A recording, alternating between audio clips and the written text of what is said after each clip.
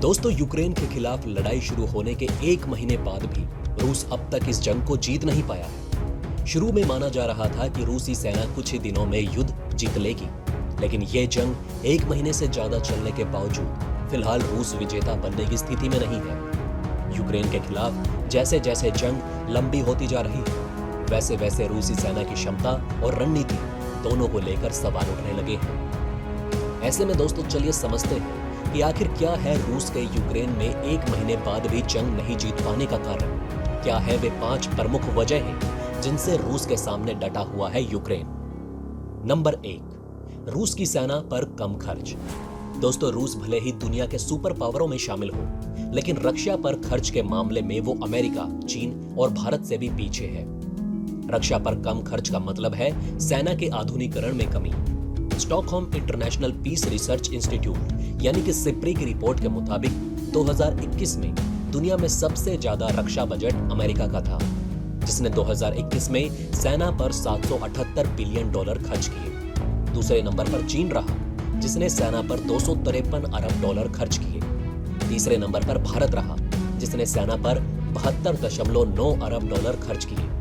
वहीं सेना पर खर्च के मामले में रूस चौथे नंबर पर रहा और इस दौरान उसने अपनी सेना पर $61.7 अरब खर्च किए। रूस की सुपर पावर की इमेज को देखते हुए उसके लिए अपनी सेना पर खर्च और बढ़ाने की जरूरत है, जिससे वह यूक्रेन जैसे युद्ध के हालातों में कमजोर न पड़े। नंबर 2, यूक्रेन से आसमानी जंग में जीत नहीं पाई है रूसी एयरफोर्स।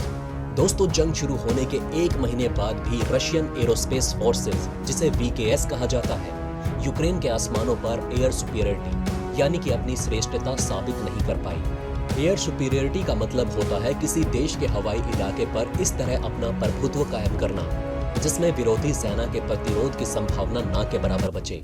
वैसे तो रूस ने पिछले दशक में अपनी हवाई क्षमता को बढ़ाने के लिए दुनिया के सबसे बेहतरीन फाइटर प्लेन में शुमार सुखोई 30, सुखोई 35 और सुखोई 34 जैसे फाइटर प्लेन के लिए अरबों डॉलर झोंके हैं, लेकिन सवाल यह है कि यूक्रेन के आसमान पर इसके बावजूद रूसी सेना अपना प्रभुत्व क्यों नहीं कायम कर पाई। एक्सपर्ट्स के मुताबिक पुतिन को लगा था कि यूक्रेन के खिलाफ जंग जीतने के लिए रूसी एयरफोर्स की जरूरत ही नहीं पड़ेगी। साथ ही रूस नहीं चाहता था कि उसके विमानों और पायलटों को ज्यादा नुकसान पहुंचे। रूसी वायुसेना के अपर्याप्त इस्तेमाल ने यूक्रेन एयरफोर्स और एयर डिफेंस को तुर्की में बने TB2 जैसे ड्रोन की मदद से जोरदार जवाबी कार्रवाई का मौका दिया। इससे यूक्रेन ने कई रूसी मिसाइल लॉन्चर और टैंकों को मार गिराया। माना जा रहा है कि रूसी एयरफोर्स के पास प्रिसीजन गाइडेड एम्यूनेशन यानी हवा से छोड़े जाने वाले बम या ग्रेनेड्स की कमी है। रूस ने इन हथियारों को बड़ी मात्रा में सीरिया के गृह युद्ध में बशर अल असद की मदद के लिए दिया, जिससे उसके पास इनकी कमी पड़ गई। जानकारों का मानना है कि रूसी पायलट्स को अपनी प्रतिद्वंदियों की तुलना में हर साल उड़ान के लिए कम घंटे मिलते हैं। यही वजह है कि रूसी एयरफोर्स कागजों पर जितनी मजबूत है, युद्ध के मैदान में उतनी मजबूत लड़ाई नहीं कर पा रही है। नंबर 3, रूस की योजना और सेना की ट्रेनिंग में कमी। दोस्तों, यूक्रेन के खिलाफ जंग शुरू होने के बाद से ही रूसी सेना के लिए एक सबसे बड़ा मुद्दा उसकी योजनाओं में कमी के रूप में सामने आया। एक्सपर्ट्स का मानना है कि रूसी सेना को जंग शुरू होने के बाद भी ये नहीं बताया गया कि उन्हें जाना कहाँ है, और इसलिए पहला मौका मिलते ही वे सरेंडर कर रहे हैं। वाशिंगटन पोस्ट की रिपोर्ट के मुताबिक यूक्रेन के खिलाफ लड़ाई के पहले 2 हफ्तों में रूस के 5 से 6 हजार सैनिक मारे गए, यानी कि करीब 400 सैनिक हर दिन। 1945 के बाद से दुनिया में कहीं भी रूसी सेना को इतना नुकसान नहीं हुआ। अफगानिस्तान से सोवियत रूस की जंग के दौरान भी हर दिन औसतन 5 रूसी सैनिकों की ही मौत हुई थी। न्यूयॉर्क टाइम्स की रिपोर्ट के मुताबिक यूक्रेन के खिलाफ युद्ध के एक महीने के अंदर रूस के 7,000 से अधिक सैनिक मारे गए। ये संख्या अमेरिका के इराक और अफगानिस्तान के साथ करीब 2 दशक के दौरान लड़ाई में मारे गए उसके सैनिकों की कुल संख्या से भी ज्यादा है। रूसी सेना के पास बटालियन टैक्टिकल ग्रुप यानी कि BTG के नाम से फेमस एक खास सैनिक ग्रुप है। हर BTG में 600 से 800 सैनिक होते हैं, जो एयर डिफेंस, तोपखाने, इंजीनियरों और लॉजिस्टिक्स से लैस होते हैं। BTG एक ऐसा ग्रुप है जो दुश्मन के किसी भी इलाके में लोहा ले सकता है। रिपोर्ट्स के मुताबिक रूसी सेना में 170 BTG हैं, जिनमें से 87 यूक्रेन युद्ध में उतारे गए, लेकिन BTG की आक्रामकता का फायदा रूसी सेना नहीं उठा पाई।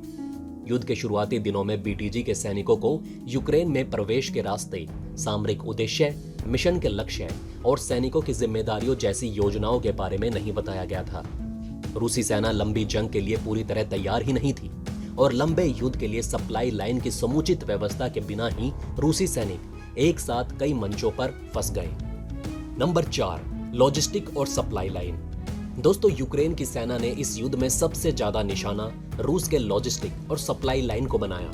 इस वजह से युद्ध में बढ़त हासिल करने में रूस को खासी दिक्कतें सामने आई। रिपोर्ट्स के मुताबिक यूक्रेन 60 रूसी टैंकों को नष्ट कर चुका है और उसने बहुत ही रणनीतिक तरीके से रूस के लॉजिस्टिक सप्लाई चेन पर हमला किया।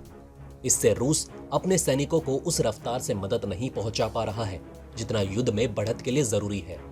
एक्सपर्ट्स के अनुसार यही वजह है कि कीव में रूसी टैंकों का लंबा काफिला होने के बावजूद रूस राजधानी पर कब्जा नहीं कर पाया, क्योंकि उसके ज्यादातर टैंकों में तेल ही नहीं था। लॉजिस्टिक्स या रसद का सेना के मामले में मतलब सेनाओं के लिए फ्यूल और हथियार आदि पहुंचाने और ट्रांसपोर्ट आदि का इंतजाम करना है। सप्लाई लाइन मिलिट्री सप्लाई वाहनों की एक बड़ी लाइन होती है जो आमतौर पर काफिले के रूप में चलती है।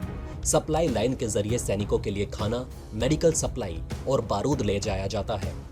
देश के बाहर युद्ध कर रहे सैनिकों के लिए सप्लाई लाइन अहम होती है और इसके खत्म होने पर सेना युद्ध में टिक नहीं पाती।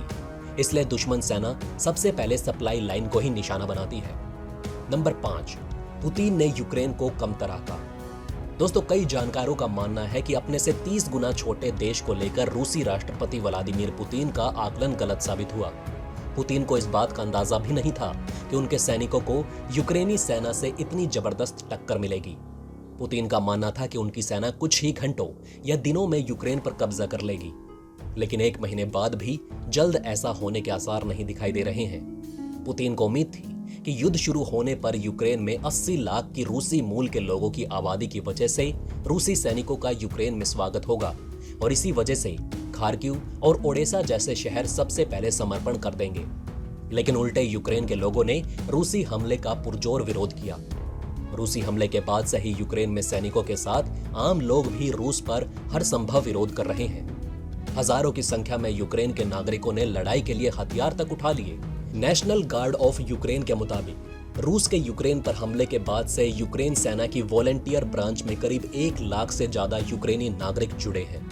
युद्ध शुरू होने के बाद एक रूसी टैंक के सामने खड़े एक अकेले यूक्रेनी शख्स की तस्वीर पूरी दुनिया में वायरल हुई थी।